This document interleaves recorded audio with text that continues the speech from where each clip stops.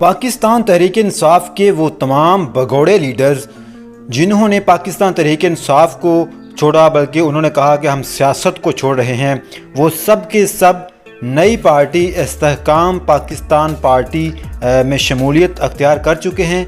ये आप देख सकते हैं, वो तमाम लीडर जो हैं वो यहाँ बैठे हुए हैं, जो फ़याज़ुल हसन चौहान हैं और जो दीगर जितने भी पाकिस्तान तहरीक इंसाफ के हैं वो सब इधर बैठे हुए हैं।